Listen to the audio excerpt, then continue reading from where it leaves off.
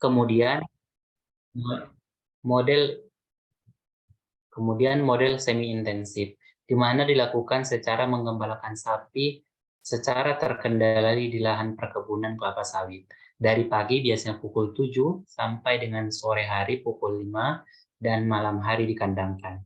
Model ekstensif, yakni pemeliharaan dilakukan secara terkendali, yaitu ternak sapi dikandangkan sepanjang hari di sekitar perkebunan. Model pemeliharaan ini diketahui lebih efektif karena mampu menghemat tenaga kerja, hanya saja kurang efektif apabila diterapkan pada pemeliharaan sapi skala menengah, menurut Winarso dan Busono 2013.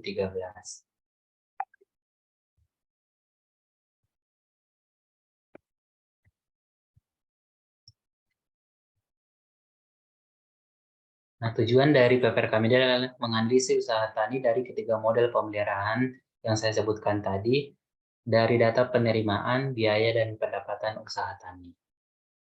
Model pemeliharaan Siska atau Sistem Integrasi Sapi dan Kelapa Sawit di Deli Serdang, di mana melakukan dengan pola sistem intensif, sistem semi-intensif, dan sistem ekstensif.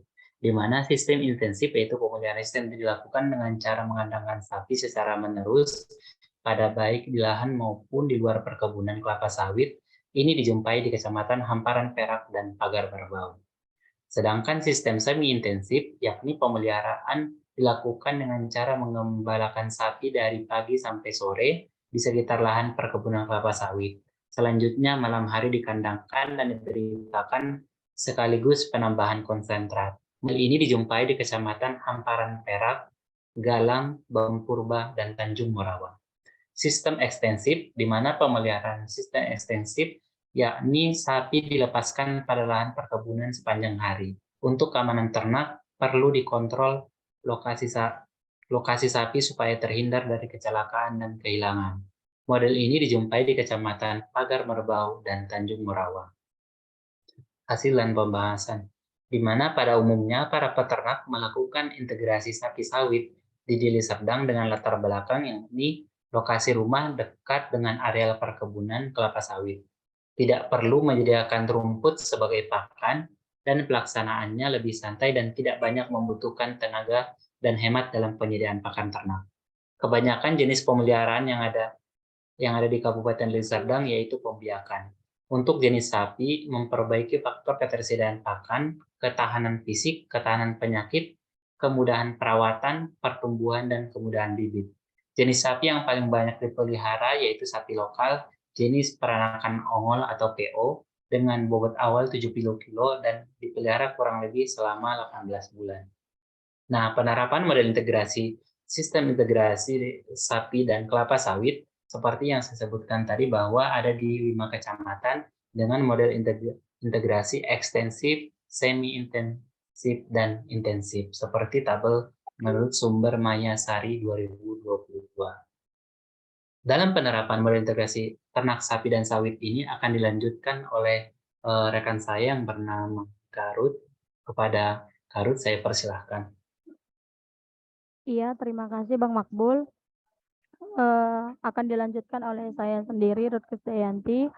Penerapan model integrasi ternak sapi sawit. Nah, untuk secara sistem ekstensif integrasi model ini dilaksanakan dengan melepaskan ternak sapi sepanjang hari di kawasan perkebunan kelapa sawit sekitar lokasi tempat tinggal petani peternak untuk rasio luas lahan kebun sawit dengan jumlah ternak yaitu 5 ekor untuk 1 hektar luas lahan. Kondisi ini optimal untuk menghindari terjadinya persaingan dalam mencari makan dan kemudahan dalam bergerak dari satu titik ke titik lokasi lain. Latar belakang penerapan model ini yaitu lokasi rumah berdekatan dengan areal kebun. Keamanan hewan ternak terjaga atau tidak terjadi pencurian dan tidak memiliki lahan yang cukup di rumah untuk membuat kandang. Ada beberapa kawasan kebun yang tidak mengizinkannya didirikannya kandang sapi di tengah kebun. Nah, gambaran biaya sistem integrasi secara ekstensif. Yang pertama itu perlu tenaga kerja atau pekerja untuk mengontrol keberadaan hewan ternak dengan upah minimum 30.000 per hari. Yang kedua, selama menjaga sapi dibutuhkan mobilitas pekerja yang tinggi sehingga memerlukan 1 unit sepeda motor dengan harga beli 15 juta untuk masa pakai 10 tahun dan bensin sekitar 8 liter per bulan. Selanjutnya, untuk menambah nafsu makan, sapi diberikan garam dengan dosis 300 gram per ekor per bulan dengan cara ditaburkan di sekitar rumput. Sementara itu, sapi juga diberikan suntik vitamin B kompleks dengan dosis 10 ml ekor per bulan. Sapi juga diberi obat cacing secara berkala, yaitu 3 bulan sekali dengan dosis 1 ml per 10 kg berat sapi. Nah, penerapan model integrasi ternak sawi sapi secara intensif, di mana pemeliharaan ini dengan memanfaatkan tanaman kelapa sawit yang menghasilkan hijauan bagi sapi dan kotoran ternak yang dihasilkan dapat bermanfaat bagi tanaman kelapa sawit. Ternak sapi digembalakan dari pagi sampai sore hari sekitar pukul 7 sampai pukul 6 sore, kemudian dibawa pulang dan dikandangkan pada malam hari sekitar pukul 9 sampai pukul 10. Sapi masih diberi makan rumput hijauan kira-kira 1 kg per ekor. Hijauan ini berasal dari hasil pengaritan gulma yang di sekitar lahan kebun sawit yang dilakukan saat siang hari.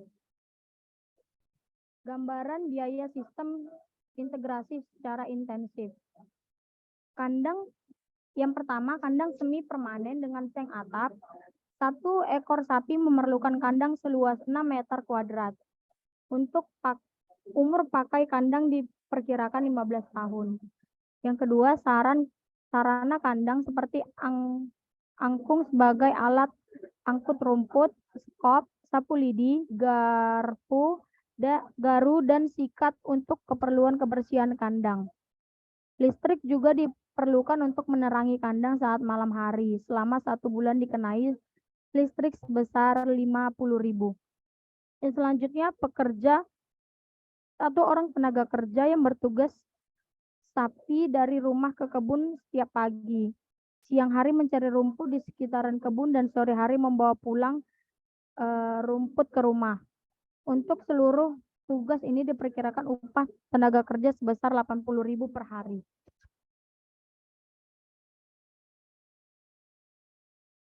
Penerapan model integrasi ternak sapi sawit secara intensif, penyediaan pakan yang berkualitas sangat dipengaruhi dengan lahan perkebunan sebagai sumber tanaman hijauan. Menurut Padli dan Satriawan 2018, pakan yang dimaksud yaitu hijauan rumput atau gulma sebesar 59%, bungkil kelapa sawit sebesar 20%, cacahan sawit sebesar 20%, garam sebesar 0,5%, dan juga aktivator fermentasi sebesar 0,2%.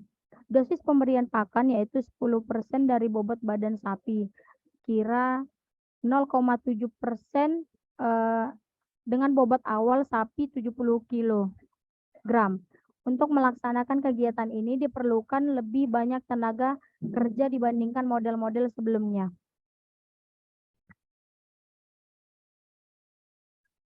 Gambaran biaya secara intensif. Yang pertama, mesin pencacah pelepas sawit dengan nilai 4 juta rupiah dengan umur pakai 5 tahun. Yang kedua, mesin mixer pakan dengan harga 5.500.000 dengan umur pakai 10 tahun. Dan yang ketiga, gudang untuk menyimpan pakan bersifat permanen dengan umur pakai 15 tahun. Dan selanjutnya, bangunan untuk mengolah pakan dengan umur pakai 15 tahun. Yang kelima, peralatan untuk membuat pakan seperti tong air, tong fermentasi, angkung, sekop, ember, timbangan, dan selang air dengan umur pakai 1 tahun. Dan yang keenam, bahan bakar untuk mesin pecacah dan mesin mixer menghabiskan 3 liter solar per hari. Gambaran biaya sistem secara intensif yang selanjutnya itu yang ketujuh, kandang dibutuhkan luasan 6 meter kuadrat per ekor dengan umur pakai 15 tahun. Dan yang kedelapan, pompa air untuk menyediakan air dengan harga 1.500.000 dengan umur pakai 5 tahun.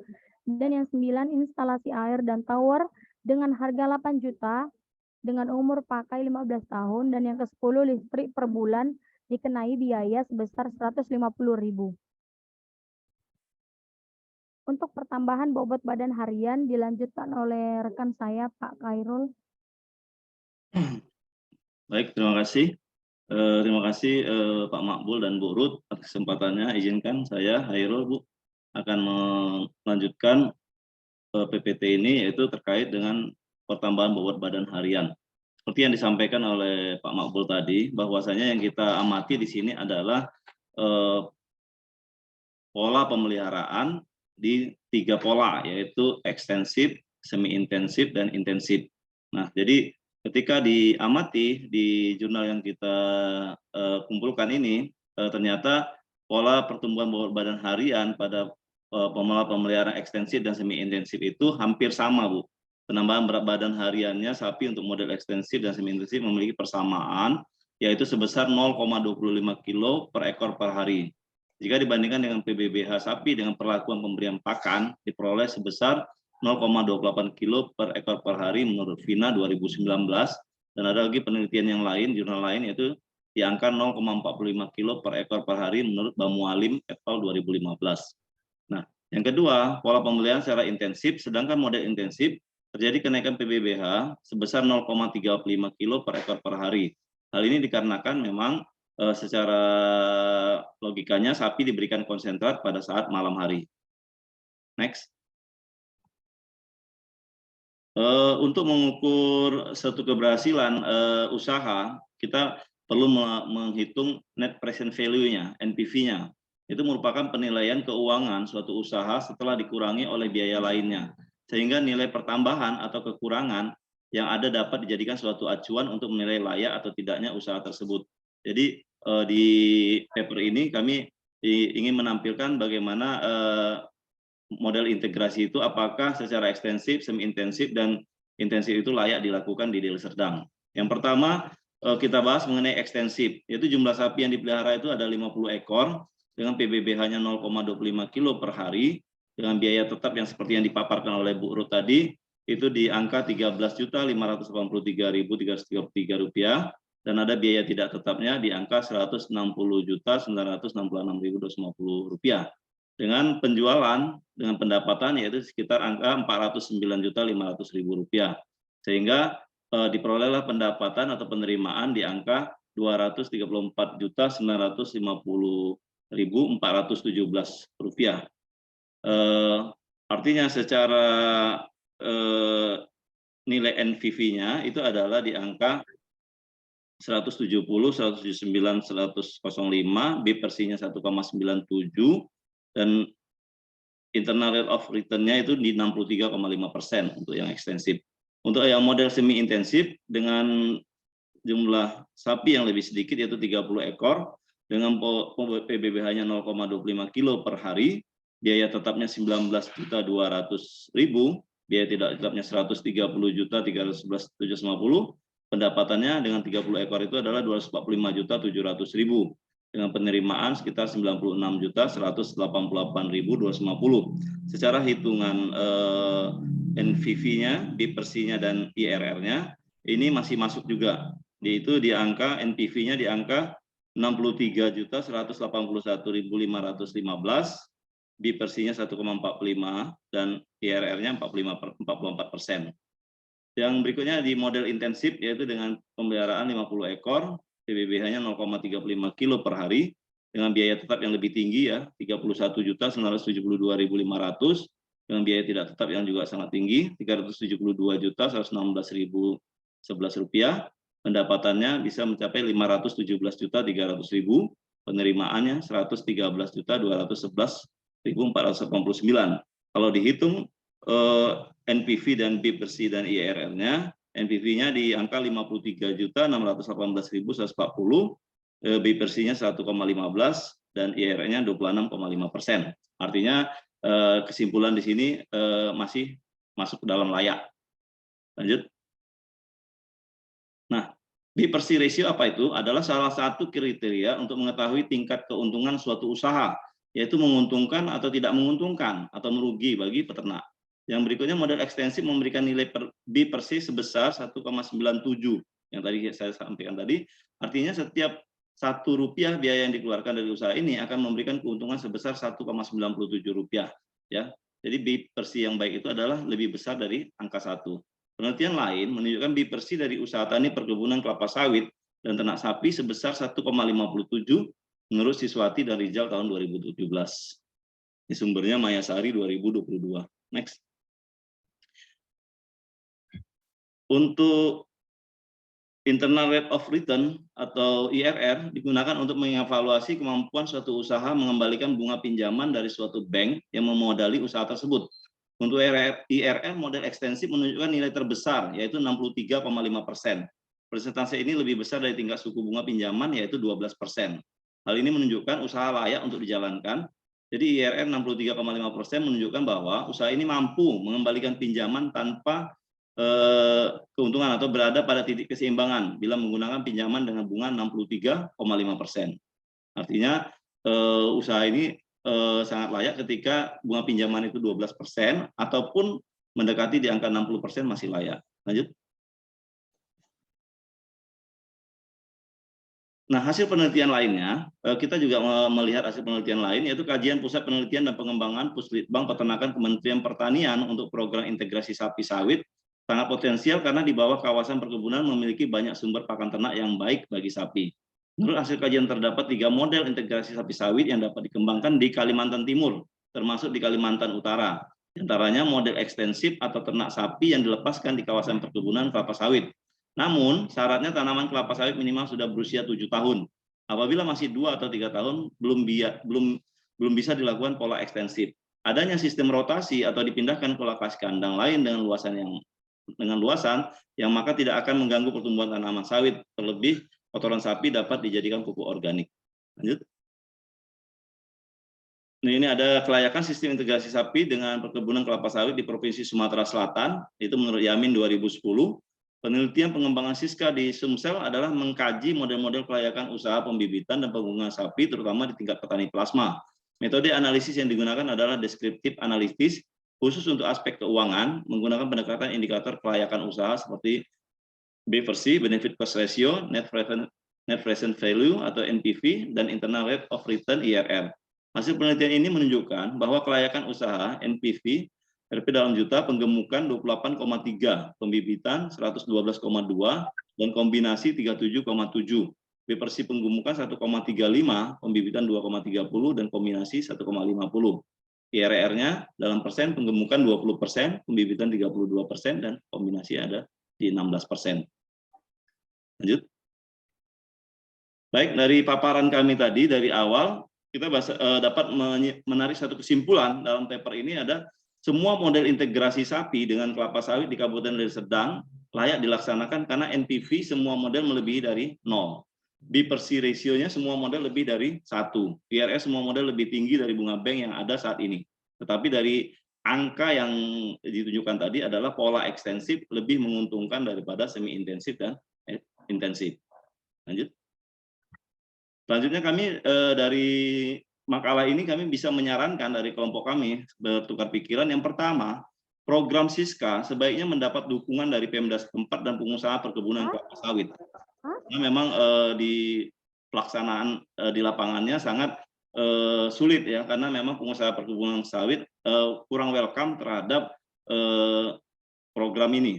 Yang kedua, jika dilakukan secara ekstensif disarankan untuk menggunakan 1-3 ekor per hektar sesuai peraturan Menteri Pertanian Permentan nomor 105 Permentan PD 308 2014. Dilakukan sistem rotasi atau dengan memberikan pembatasan atau mengatasi masalah pemadatan lahan. Yang ketiga, peningkatan kemampuan peternak dalam pemanfaatan limbah perkebunan sawit dengan edukasi yang rutin. Artinya, kita pihak kampus bisa memberikan edukasi kepada peternak-peternak rakyat itu untuk mengerti bagaimana pemanfaatan limbah perkebunan sawit itu bisa menjadi konsentrat bagi sapi mereka. Yang keempat, kesadaran petani peternak untuk tidak sembarangan melepas ternaknya ke kebun sawit tanpa pengawasan dan ketentuan pihak perkebunan. Lanjut. Demikian, terima kasih Bapak Ibu sekalian. Mohon maaf kalau ada yang kurang, boleh kita diskusikan untuk masukkan paper ini. Terima kasih Bu. Assalamualaikum warahmatullahi wabarakatuh. Waalaikumsalam warahmatullahi wabarakatuh. Selamat Pak Makbul, Pak Hairul, dan Bu Ruth. Banyak perbaikan. Ada beberapa hal yang mungkin perlu kita klarifikasi. Yang pertama, di situ yang diangkat adalah kelayakan ya Bapak, Ibu. Mungkin ada beberapa hal yang perlu diperjelas. Ini untuk perhitungan NPV, IRR, BC, itu semuanya dalam waktu berapa lama? Tadi Bu, di awal itu dalam 18 bulan Bu. 18 bulan. Oke, Bu. Iya Bu, 18 bulan Bu. Peranaka sapi ongol Bu. Oke, 18 bulan. Berarti perhitungan NPV-nya pakai rate berapa, Pak? I-nya pakai berapa? Hitungan NPV rumusnya kalau boleh tahu apa yang dipakai rumusnya?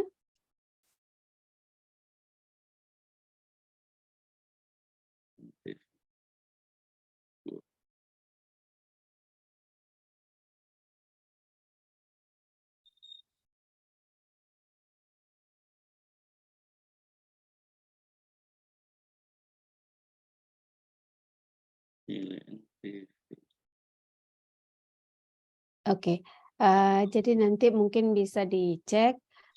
Terus tadi yang dimaksud dengan pendapatan dan penerimaan itu apa, Pak, Ibu? Pendapatan penerimaan. Boleh ditayangkan slide-nya lagi juga nggak apa-apa. Tayangkan Bu.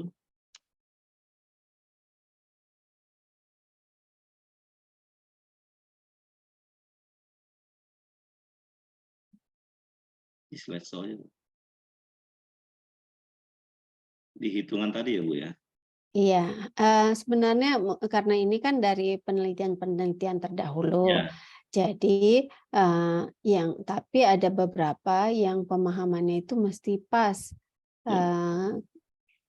Bawahnya lagi Bu, coba Bu. Oke, apa yang dimaksud dengan pendapatan? Oh, pendapatan itu adalah total penjualan Bu sebelum dikurangi biaya Bu. Itu namanya penerimaan, Pak. Oh. Kalau pendapatan itu adalah penjualan kurang total biaya. Kemudian biaya tetap itu biaya apa, Pak? Biaya tetap itu biaya yang rutin dipakai Bu. Ya, apa komponennya di situ? Biaya yang rutin, kalau biaya tetap, tidak rutin. Biaya tetap biasanya yang itu Bu, yang untuk misalnya kan sewa lahan, nah itu tetapkan selama 5 tahun gitu Bu. Jadi nggak akan bertambah. Misalnya kalau bensin kan hampir rutin tiap hari, harian gitu Bu. Tapi kalau misalnya sewa lahan, nah itu termasuk biaya tetap Bu. Oke, jadi ini biayanya ini biaya selama berapa lama, Pak?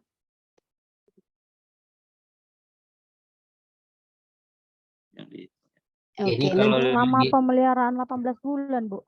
selama 18 bulan. Iya, Jadi Bu. pendapatan kan tadi akan dirubah ya. Itu penerimaan ya, pendapatan yang di situ. Pendapatan yang di situ yang sebenarnya penerimaan yang nilainya 409 juta itu selama 18 bulan. Iya Bu, benar Bu. Iya. Untuk 50 ekor Bu, ya Bu. Untuk 50 ekor. Iya Bu. Yang di ini apa sih, penggemukan atau apa ini? Jatuhnya penggemukan Bu. Penggemukan. Terus di situ 50 ekor biaya tetapnya itu berupa apa ya? Sewa lahan. Di sini ada sewa lahan.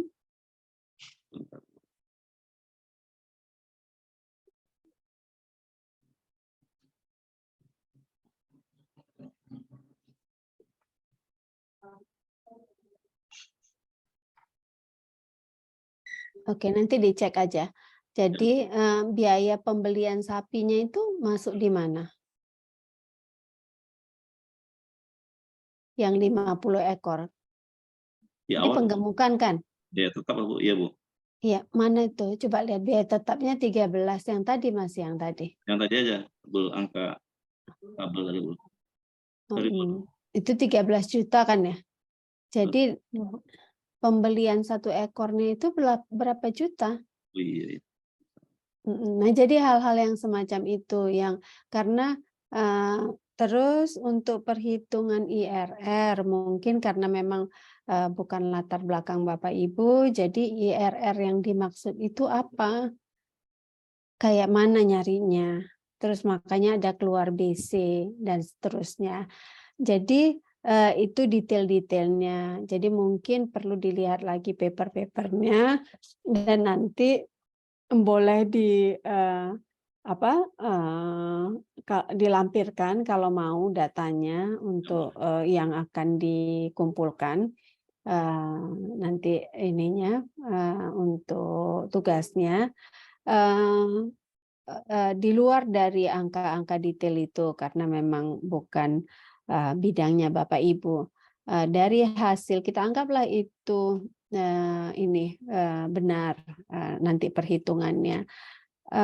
Semua yang 3 pola itu Bapak Ibu ambil dari SISKA, Sistem Integrasi Sapi Sawit untuk skala 1 sampai 3 ekor ya per hektar. Iya Bu. Tetapi Bapak Ibu pakai skalanya itu 50 dan 30. Untuk ekstensif 50, untuk semi intensif 30, untuk intensif 50. Dan yang paling menguntungkan menurut Bapak Ibu adalah yang ekstensif, betul? Iya Bu, benar. ya Bu. Benar.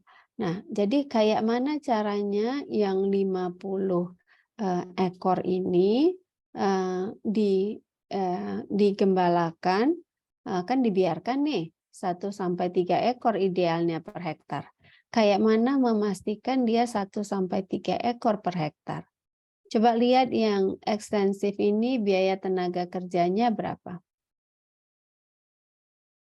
Tadi biayanya sekitar Coba dilihat, kan tadi ada slide-nya. ada Yang ekstensif 30.000 Bu, 30.000 per hari. 30.000 per hari. per hari. Perlunya berapa tenaga kerja?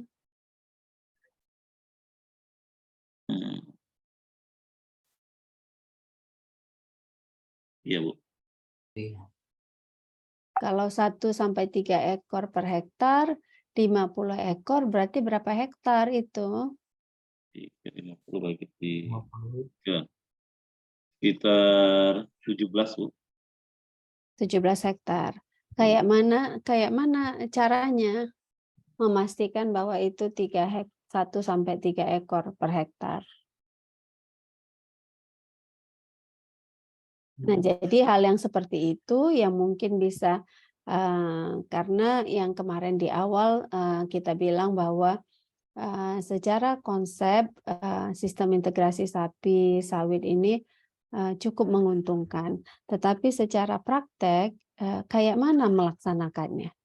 Nah, jadi tadi Bapak Ibu bilang bahwa tujuannya adalah untuk memanfaatkan kebun yang ada dan untuk menjadi jalan swasembada daging.